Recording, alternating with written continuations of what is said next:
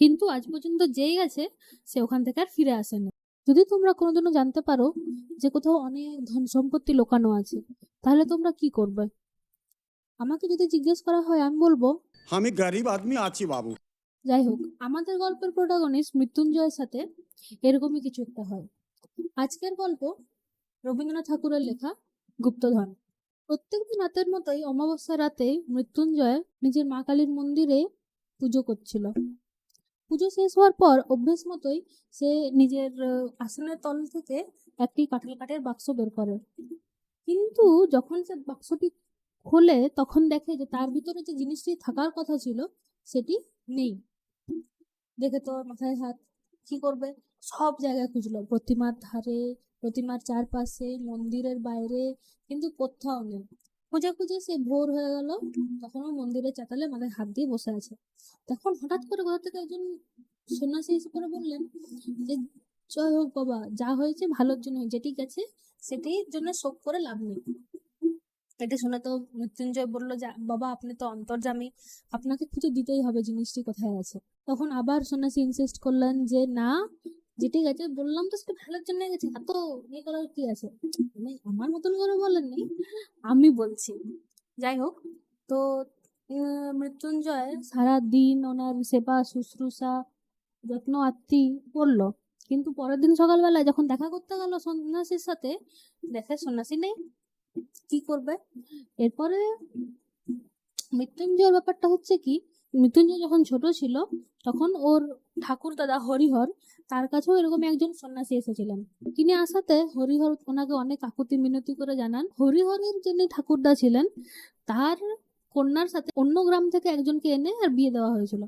কিন্তু এখন তারাই সম্পত্তিতে ঠাটবাটে অনেক বড় হয়ে যাচ্ছে, আর হরিহরের কিছু গরিব। ওদের ঠাটবাট হরিহরের আর সহ্য হচ্ছে না। তো কি করবে না, সেই জন্যই সন্ন্যাসীকে অনেক অনেক প্রে করে বললো যে প্লিজ আপনি আমাদের হেল্প করুন। তখন সন্ন্যাসী বললো আচ্ছা ঠিক আছে। বলছে বড় হওয়াতে তো সেরকম কোনো ইয়ে দেখি না, কিন্তু তুমি যখন তো বলছো তাহলে তুলোর কাগজে তার লেখা একটা ধাঁধা হরিহরকে দেন।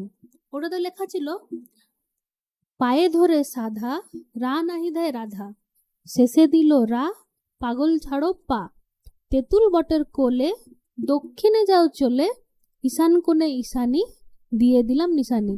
আর তার নিচে অনেক চক্র সিম্বল এসব আঁকা ছিল। হরিহর তো দেখে বললো বাবা তো কিছুই বুঝলাম না এটা দেখে। তখন সন্ন্যাসী ঠাকুর বললেন যে এটি অনেক সাধনা করলে তবেই কেউ পাবে। তখন হরিহর বললে বাবা প্লিজ আমি তো অত সাধনা বাধনা করতে পারবো না, প্লিজ আপনি হেল্প করুন, আপনি তো সিদ্ধ ব্যক্তি। সিদ্ধ মানে বয়েলড নয়, জ্ঞানী, এনলাইটেন্ড। তো যাই হোক, তখন সন্ন্যাসী বললেন এত চিন্তা করে লাভ নেই, তোমার ফ্যামিলিতেই কেউ একজন পাবে। বললো আচ্ছা ঠিক আছে। এমন সময় হরিহরের ভাই শঙ্কর এসে ওখানে উপস্থিত হলো। তাকে দেখেই হরিহর সঙ্গে সঙ্গে কাগজটি নিয়ে পকেটে ঢুকিয়ে নিল। ওইটি দেখে তো সন্ন্যাসী হাসলেন, বলে এখন থেকেই টাকা পয়সার মায়া শুরু হয়ে গেল। এরপরে শঙ্কর যখন পরে হরিহর করে জিজ্ঞেস করলো, তখন হরিহর বললো যে ওটা কিছুই নয়, ওটা আমি আগুনে পুড়িয়ে দিয়েছি। সন্ন্যাসী ভণ্ড চোর উল্টো পাল্টা বুঝিয়ে দিয়ে চলে গেছে। শঙ্কর বলল আচ্ছা ঠিক আছে। দিয়ে মাসখানেক বাদে শঙ্কর ওখান বাড়ি ছেড়ে চলে গেল।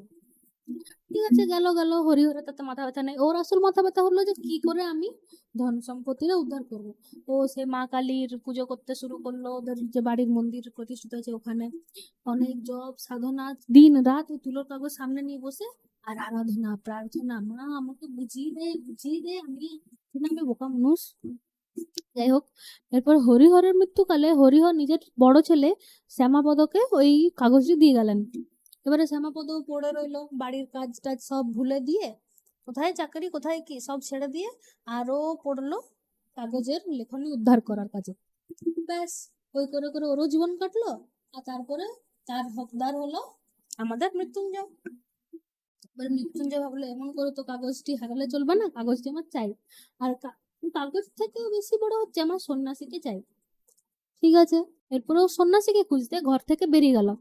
বাড়িতে নিজের অনাথা স্ত্রী বাচ্চা কাচ্চা সবাইকে ছেড়ে দিয়ে, ওদের গরিব ঘরকে আরো গরিব করে দিয়ে ও চলে গেল সন্ন্যাসীকে খুঁজতে। এরপরে 1 বছর কেটে গেল। একদিন এইরকম 1 বছর কাটার পরে ও একটি গ্রামে এসে পৌঁছালো, গ্রামের নাম হচ্ছে ধারাগোল। ওখানে একটি মাঠের ধারে একটি মুদির দোকানেও বসে মুড়ি খাচ্ছিল। দিয়ে হঠাৎ করে ও সন্ন্যাসীকে দেখতে পায় যে রাস্তা দিয়ে যাচ্ছে। তখন কি খবর, ছুটে বেরোলো, কিন্তু সন্ন্যাসী ততক্ষণে হাপিস। তখন ও চারিদিকে দেখলো, কোথাও আর সন্ন্যাসীকে পেল না। ফিরে এসে মুদিকে জিজ্ঞেস করলো, আচ্ছা ওই মাঠের পাশে যে বনটি আছে ওখানে কি আছে গো? মুদি বলল যে ওই বনে অ্যাকচুয়ালি আগে রাজার রাজপ্রাসাদ, জমি জমা, মানে রাজ্য টাইপের ছিল, কিন্তু এখন ওখানে কিছুই নেই। কিন্তু বলে লোকে যে ওখানে গেলে নাকি আজও সোনা দানা এসব পাওয়া যায়, কিন্তু আজ পর্যন্ত যেই গেছে সে ওখান থেকে আর ফিরে আসেনি। আচ্ছা, তখন শঙ্কর ভাবলো তাহলে তো আমাকে একবার যেতে হবে। হুম। এরপর ও সেদিন রাতে ঘুমোলো, আর মুদির দোকানে এত মশা, এদিকে চাপড়াচ্ছে, এদিকে চাপড়াচ্ছে, এখানে চাপড়াচ্ছে। কোনো রকমে আস্তে আস্তে ভোরের দিকে ঘুম এলো। তখন ও ঘুমের ঘরে ওর মাথায় সেই ছড়াটি ঘুরতে লাগলো। আর ও ঘুমের ঘরে এসে ভগবান ওকে আশীর্বাদ দেওয়ার মতো, সে একটি সাইকিক এক্সপিরিয়েন্সের মতো ওর মাথার মধ্যেই গোটা হিন্ট, গোটা পাজলটা, ধাঁধাটা সলভ হয়ে গেল।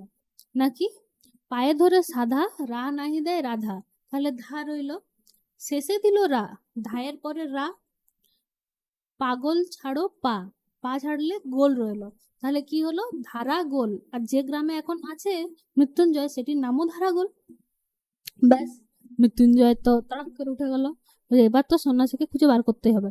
পরের দিন গাঁটে চিড়ে টিড়ে বেঁধে নিয়ে ও চলে গেল সিধা জঙ্গলের ভেতরে। সেদিন সারাদিন বনে ঘুরেও মৃত্যুঞ্জয় কিছুই পেল না। তো ওকে সেই অগত্যা গ্রাম ফিরতে হলো। আবার পরের দিন ভোরবেলায় ও শুরু করলো। এবারে বনে ঘুরতে ঘুরতে হঠাৎ করে ও দেখে কি যে একটা তেঁতুল গাছকে জড়িয়ে একটা বট গাছ উঠেছে। তখন ও ভাবলো, আরে এটাই তো লেখা ছিল ধাঁধাটাতে, যে তেঁতুল বটের কোলে দক্ষিণে যাও চলে। তখন ও দক্ষিণ বরাবর যেতে গেল, কিন্তু ওখানে কিছুই, অনেক ঝোপ ঝাড় এগুলো ছিল। বলে আবার ফেরত চলে এলো, বলো যে গাছটিকে কিছুতেই হারানো যাবে না। তো গাছের কাছে চলে এলো। এবারে ওই গাছ থেকেই একটি মন্দিরের চূড়া দেখতে পেলো। বললো তাহলে যাই, একবার ওখানেই যাই। মন্দিরে চলে গেল, কিন্তু মন্দিরে গিয়ে দেখলো যে ওখানে কোনো প্রতিমা না থাকা সত্ত্বেও ওখানে কুমণ্ডলু, গেরুয়া বস্ত্র এসব রাখা আছে। মানে এটি দেখে বুঝতে পারলো মৃত্যুঞ্জয় যে ওখানে মানুষের থাকার চিহ্ন আছে। তো বললো তাহলে ভালোই হলো, ওখান যে আছে তার কাছ থেকে খাবার টাবার নেওয়া যাবে। এবারে ও ওখানে একটা বড় পাথর ছিল, ওখানে উপরে বসে গেল। এবার হঠাৎ করে ওই পাথরেই দেখছে যে অনেক কিছু আঁকি বুকি কাটা আছে। ওটি দেখে ও চিনতে পারলো যে ওই তুলটের ওখানে যেসব চক্র টক্র আঁকা ছিল, সিম্বল, ওইগুলোই ওখানে আঁকা আছে। তখন তো মৃত্যুঞ্জয়ের ভিতরে ধুক ধুক ধুক ধুক ধুক ধুক ধুক শুরু হয়ে গেল যে যদি আমি ওই ধন সম্পত্তির উপরে বসে আছি এখন, তাহলে। এমন সময় রাতের বেলা হয়ে গেছে। তো তো একটু দূরে মৃত্যুঞ্জয় দেখলো যে একটি আলো জ্বলছে। তখন মৃত্যুঞ্জয় ওই আলোটিকে লক্ষ্য করে গেল, দেখলো কি ওই সন্ন্যাসী মাটির উপর বসে আর কিছু করছে। তখনও তার পাশটাতে একটা গাছ ছিল, তো গাছে উঠে আর উপরে ডালে চলে গেল। আর ওখান থেকে দেখছে কি যে সন্ন্যাসী ওর যে কাগজটা ছিল ওটি দেখে অঙ্ক কষছে আর মনে কিছু কিছু বিড়বিড় করছে। তখন মৃত্যুঞ্জয় ভাবছে, আরে বেটা ভণ্ড চোর, এই জন্যই তুই বলেছিলি বটে যে যা গেছে ভালোর জন্যই গেছে, বুঝতে পারছি। হ্যাঁ, এরপরে সারা রাত ও দেখলো যে সন্ন্যাসী খালি অঙ্ক কষছে আর মাথা নাড়ছে, অঙ্ক কষছে আর মাথা নাড়ছে। এরপরে যখন একটু ভোর ভোর হলো, তখন সন্ন্যাসী সবকিছু পাতাড়ি গুটিয়ে আর চলে গেল।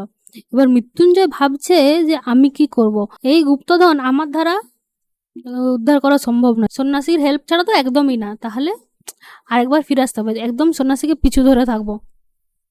তখন ও ভোরবেলা গ্রাম চলে গেল। এবারে গ্রাম ফিরে দেখে কি যে মুদির দোকানের পাশে একজন কায়স্থ গৃহিণী ওখানে ব্রাহ্মণদের ভোজ করাচ্ছে। তো একে তো রাতে ঘুম নেই, প্লাস অনেক গুরুতর খাওয়া হয়েছে। ও ভাবলো দুপুরবেলা একটু গড়িয়ে নিই, একটু 1-2 ঘন্টা ঘুমিয়ে নিয়ে আবার উঠে বন চলে যাব। কিন্তু সেই যে ঘুম হলো, আর রাতের আগে তো ঘুম ভাঙলো না। এবার তো ঘুম থেকে উঠতে দেরি হয়ে গেছে মৃত্যুঞ্জয়ের। তখন ও কি করলো না, রাতের বেলাতেই বন গেল। এবারে গোটা রাত তো সন্ন্যাসীকে খুঁজছে, বনের ভিতরে রাস্তা খুঁজছে। সারাদিন বনের ভিতরে গোল গোল গোল গোল করে ঘুরে ওর ভোর হয়ে গেল। কি করবে? আবার পরের দিন তাহলে ভোরবেলায় ওকে আবার গ্রামে যেতে হবে, গ্রাম থেকে আবার খাবার আনতে হবে, আবার বন ফিরতে হবে।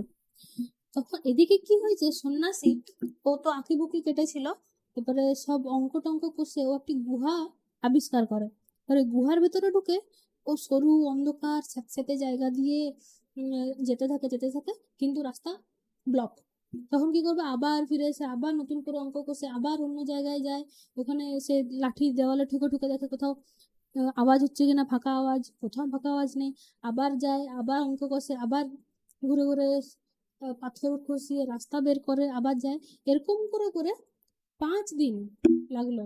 পঞ্চম দিন রাত্রে ও একটি রাস্তা খুঁজে পেল। ও মনে মনে বললো এই রাস্তা পেয়ে গেছি, আর ভুল হবে না। দিয়ে ও রাস্তা দিয়ে যেতে যেতে এক জায়গায়, অনেক বড় জায়গায় এলো।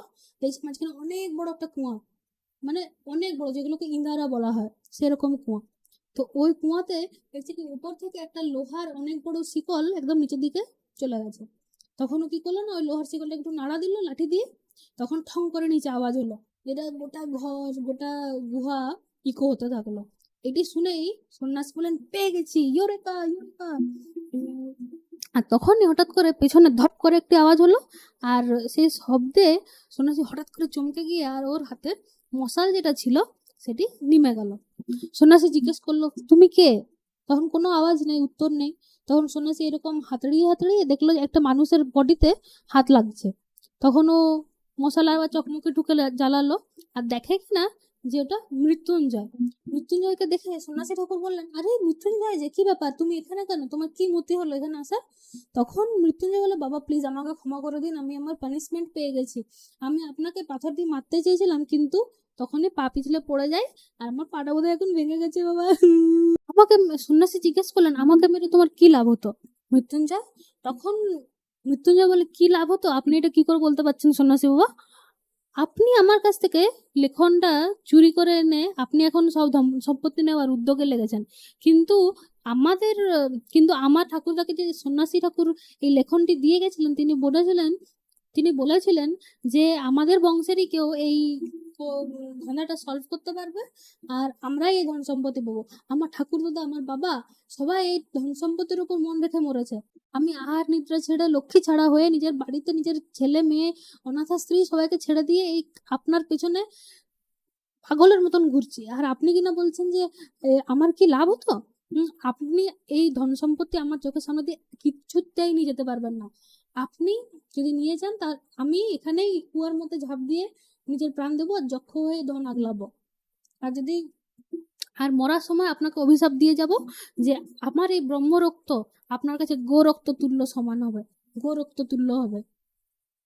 আপনি কিছুতেই এই ধন সম্পত্তি উপভোগ করতে পারবেন না। তখন সন্ন্যাসী ঠাকুর বললেন যে তবে আমার কথাটা শোনো মৃত্যুঞ্জয়, তোমার মনে আছে তোমার ঠাকুর দাদার একটি ছোট ভাই ছিল শঙ্কর? তাহলে হ্যাঁ, তোমার আমি সেই শঙ্কর। যখন সন্ন্যাসী ঠাকুরের কাছ থেকে আমার দাদা লেখনীটা পায়, তখন থেকে আমার কাছ থেকে লুকিয়ে লুকিয়ে রাখার চেষ্টা করতো। সেই জন্য আর আমি তো জানতাম যে কোথায় অ্যাকচুয়ালি লুকানো আছে জিনিসটা। তো আমি রোজ একটু একটু করে ওটা কপি করতে করতে যেদিন আমার কপি করা শেষ হলো, সেদিন আমি বাড়ি ছেড়ে চলে যাই। এবার আমি সারা জীবন ওই লেখনীটা কোডটা ক্র্যাক করার জন্য অনেক সাধু সন্ন্যাসীর কাছে গেছি, কিন্তু কেউই ওটা ক্র্যাক করতে পারেনি। অনেকজন তো আবার ওটা আমার কাছ থেকে ছিনে নেওয়ারও চেষ্টা করেছিল। এইরকম ভাবে বছরের পর বছর কাটাতে কাটাতে আমার মধ্যে কোনো সুখ ছিল না, শান্তি ছিল না। সারাক্ষণ খালি এই ধাঁধা সলভ করার জন্যই আমি চিন্তাতে মেতে থাকতাম। কিন্তু আমার এটা আগের জন্মের পুণ্যের ফল হতে পারে যে আমি কুমায়ুন পর্বতে বাবা স্বরূপানন্দর খোঁজ পেলাম।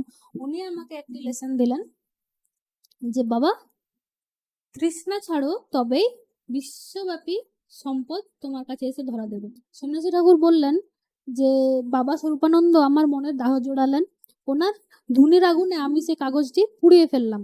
কিন্তু সে পোড়ানো দেখে সন্ন্যাসী বাবা দেখে একটু হেসেছিলেন, তখন মানেটা বুঝতে পারেনি, কিন্তু আজ বুঝছি। তিনি হয়তো ভেবেছিলেন যে কাগজটা পোড়ালে কি হবে, মনের ভেতর থেকে তো আর আশা আকাঙ্ক্ষাকে পোড়ানো যায় না। তো যাই হোক, এরপরে আমি ওনার কাছ থেকে আমার রাস্তা আলাদা হয়ে গেল। উনি চলে গেলেন কোথায়, তাকে আর কোথাও খুঁজে পেলাম না, এত খুঁজেও। এরপরে বছরের পর বছর কেটে গেল, আর আমি ওই কাগজটির কথা একদম ভুলে গেলাম প্রায়। এরকম করে ঘুরতে ঘুরতে হঠাৎ করে আমি একদিন ধারাগোলে এসে পৌঁছালাম। আর ওখানে বনে ঘুরতে ঘুরতে আমি সেই মন্দিরে গিয়ে পৌঁছাই। ওখানে গিয়ে দেখি যে পাথরের জায়গায় জায়গায় নানান চক্র সিম্বল এগুলো আঁকা আঁকা আছে। ওগুলো দেখে আমার মনে হয় যে আরে এগুলোই তো ছিল ওই ধাঁধাতে লেখা, তাহলে ক্ষতি কি যদি আমি পেয়ে যাই? তখন মনে হলো যে আমি তো না হয় সন্ন্যাসী, আমার ধন সম্পত্তির আর দরকার নেই, কিন্তু আমার যে গ্রামের যে লোকগুলো আছে, আমার ফ্যামিলি, তারা তো গৃহী, তারা তো তাদের ফ্যামিলি আছে, তাদের ঘর সংসার দেখতে হয়। ওদিককে যদি উদ্ধার করে দিই তাহলে ক্ষতিটা কোথায়? আর তখন আফসোস হলো যে যদি কাগজটি না পুড়িয়ে আমার কাছে রাখতাম তাহলে ক্ষতিটা কি ছিল। এই ভেবেই আমি তাহলে ভাবলাম যে তাহলে যাই একবার আমি জন্মস্থানে। দিয়ে আমি গেলাম তোমাদের বাড়ি। সন্ন্যাসী মশাই বললেন যে আমি জানতাম যে ওই কাগজটি কোথায় লুকানো আছে, তাই সেটি উদ্ধার করতে আমার বেশি অসুবিধে হলো না। এরপর আমি আস্তে আস্তে গণনা করে ওটিকে সলভ করতে শুরু করলাম। কিন্তু যত বাধা পেতে লাগলাম ততই আমি ওটিকে আরো বেশি মনোযোগ সহকারে আরো বেশি ওটার মধ্যে ডুবে গেলাম। আর এর মধ্যেই তুমি কখন আমাকে ফলো করতে শুরু করেছো আমি বুঝতেই পারিনি। আমি যদি নিজে ঠিক মাথায় থাকতাম তাহলে আমি আগেই বুঝতে পেরে যেতাম যে তুমি আমার পিছু করছো। এরপরে আমি সলভ করতে করতে একদম ঠিক জায়গায় চলে এসেছি, আর একটি সংকেত ভেদ করলেই আমি পৌঁছে যাব সেখানে। মৃত্যুঞ্জয় বলল যে আপনি তো মুক্ত পুরুষ, আপনার তো এসব কিছুই চাই না, তাহলে প্লিজ আপনি অ্যাটলিস্ট আমাকে এটা থেকে বঞ্চিত করবেন না, আপনি বলে দিন আপনি এটা কোথায় আছে। তখন সন্ন্যাসী ঠাকুর বললেন যে তুমি যখন আজকে আমাকে পাথর ফেলে মারতে চেয়েছিলে তখন আমার সব মায়া ভেঙে গেল, লোভ তৃষ্ণা এসবের করার মূর্তি আজকে আমি দেখতে পেলাম। তুমি যদি এতই ডেসপারেট এটা পাওয়ার জন্য এই যে নাও কাগজটি নাও আর নিজে খুঁজে নাও, আমি কিছুই হেল্প করবো না। এটি বলে তিনি মশাল নিয়ে আর চলে গেলেন। অন্ধকারের মধ্যে মৃত্যুঞ্জয় সব জায়গায় খুঁজতে হাতড়াতে লাগলো কিন্তু কোথাও কিছুই কুল কিনারা পেল না। অবশেষে ক্লান্ত হয়ে ওখানেই যেখানে পৌঁছেছিল সেখানেই ঘুমিয়ে পড়লো।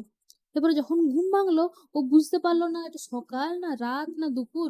ও খিদে পেয়েছিল, ও চাদরের এক প্রান্তে চিড়ে বাঁধা ছিল, ওইটি খুলে খেয়ে নিয়ে আবার খুঁজতে শুরু করলো। তারপরে আবার অনেক ক্লান্ত হয়ে যাওয়ার পর ও হাঁক দিল, সন্ন্যাসী ঠাকুর তুমি আছো কি?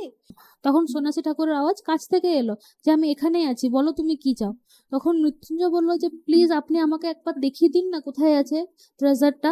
তখন তখন সন্ন্যাসী ঠাকুর আবার কিছু না বলে চুপ হয়ে গেল। তখন আবার মৃত্যুঞ্জয় অনেকক্ষণ এরকম খোঁজার পরে আবার হাঁক দিল যে সন্ন্যাসী ঠাকুর আপনি আছেন কি কাছে। তখন সন্ন্যাসী ঠাকুর আবার আওয়াজ এলো একদম ইকো হতে হতে গোটা কেভ থেকে যে আমি এখানে আছি, বলো তুমি কি চাও।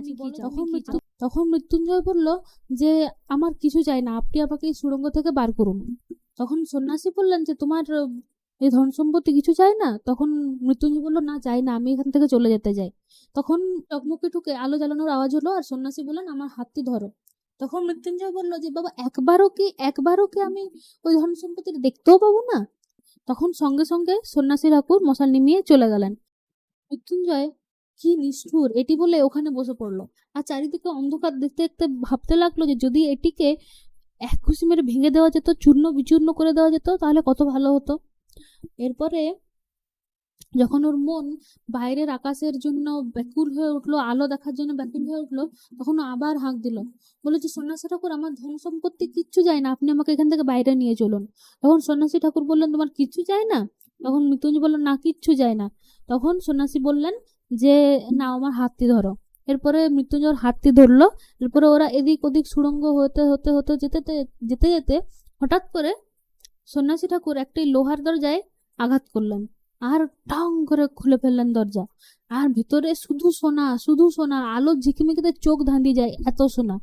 মৃত্যুঞ্জয় চোখের পলকে ওই ঘরের ভেতর ঢুকে আর চিৎকার করতে থাকলো যে এ সোনা আমার, আমি সোনা ছেড়ে কোথাও বাইরে যেতে পারবো না। সে ঠাকুর বললেন আচ্ছা ঠিক আছে তাহলে তাই হোক, এই রাখলাম ছাতু চিড়ে, তুমি আর এক ঘটি জল দিয়ে ওখানে ওটি রেখে দিয়ে আর দরজা লাগিয়ে দিয়ে আর উনি চলে গেলেন।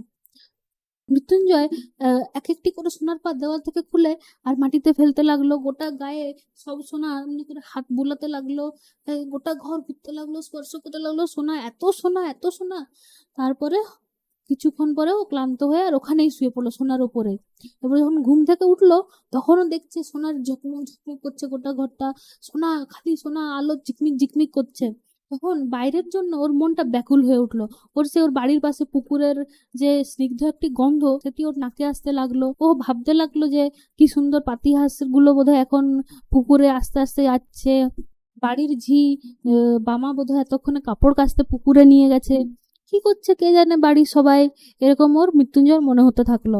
তখন ও হাঁক দিল সন্ন্যাসী ঠাকুর আছো কি। তখন সন্ন্যাসী ঠাকুর বললো যে কি চাও। বলছে যে আমি এখান থেকে বাইরে যেতে চাই, কিন্তু এক এক দুটো পাতাও কি আমি সঙ্গে নিয়ে যেতে পারবো না।